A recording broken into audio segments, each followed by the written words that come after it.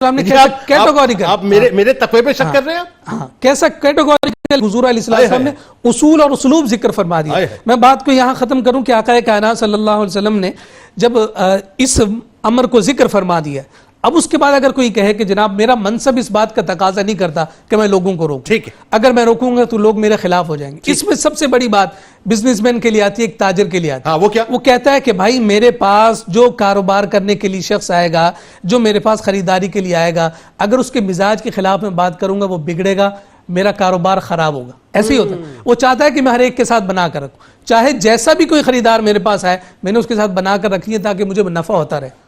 تاجر کے اور بزنس ایتھکس میں یہ بات ذکر کی جاتی ہے کہ کسی طرح کی کوئی کنٹروورشل بات اپنے آپ نے خریدار کے ساتھ نہیں کرنی. لیکن ہمیں اس کائنات میں اور اس روئے زمین پر اس امت میں ایک ایسا تاجر بھی نظر آتا ہے کہ اس نے آج اسلام قبول کیا، اگلے دن وہ 4 افراد کو لے کر حضور کی خدمت میں آئے. اللہ. اور وہ جو 4 افراد لے کر آئے ان میں سے 3 عشرہ مبشرہ ہیں. اللہ. آج وہ تاجر ہیں، آج اگر اسلام قبول کیا ہے تو کل وہ تاجر بھی ہیں اور مبلغ بھی ہیں.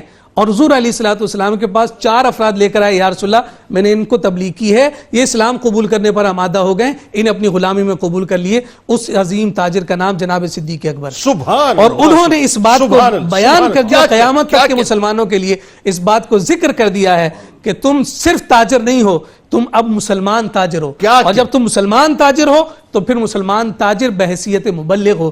اپنی اپنی حیثیت، اپنی اپنی استطاعت، اپنے منصب کے مطابق تبلیغ کرتے چلے جائیں. یہی فریضہ ہے اور یہی دین اور شریعت کا حسن. یعنی یہ بالکل اس طرح کی بات ہے. میں ناظرین جاتے جاتے آپ تینوں آپ کو بہت شکریہ، بڑی خوبصورت گفتگو رہی اور اللہ کرے وہی بات ہے اور آپ کا پیغام جو لوگوں تک پہنچے.